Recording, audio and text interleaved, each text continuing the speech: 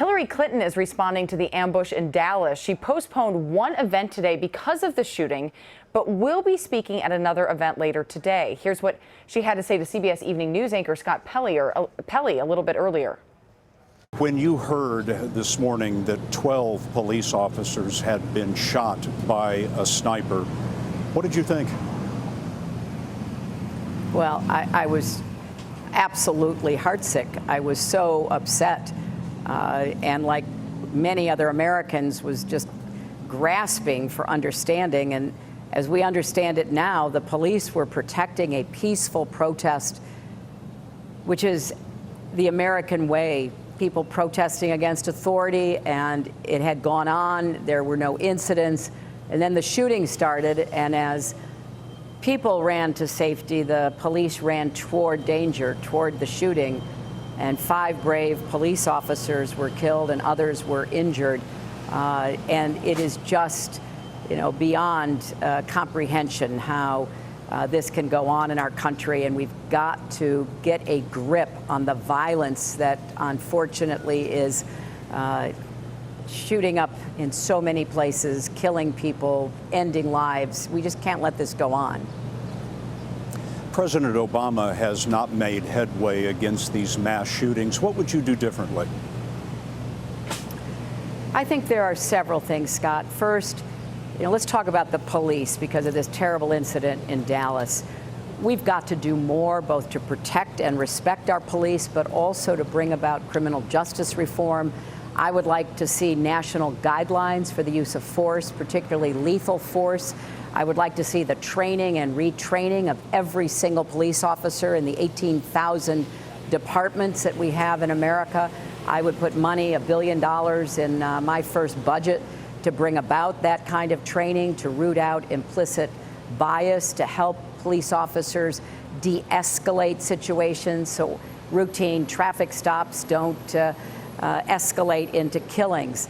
I would also do everything I could to bring communities together. I would like to convene a national focused conversation, not just between elected officials, but between police officials, activists, clergy, community leaders, researchers, scientists. We've got to do everything we can to try to come up with the best possible solutions. The president's Commission on Policing had some excellent ones, and I know a number of departments are implementing that. I want to make sure everybody knows about them, and whatever more we need to do, we do.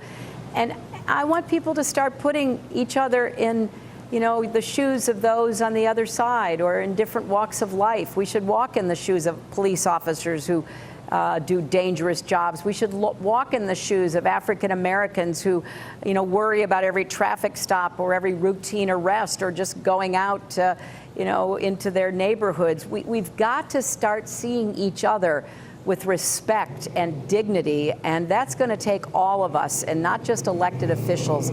It's long overdue, and we're going to have to do this together. Madam Secretary, James Comey, the FBI director, concluded that you were, quote, extremely careless in handling classified information. How do you plead?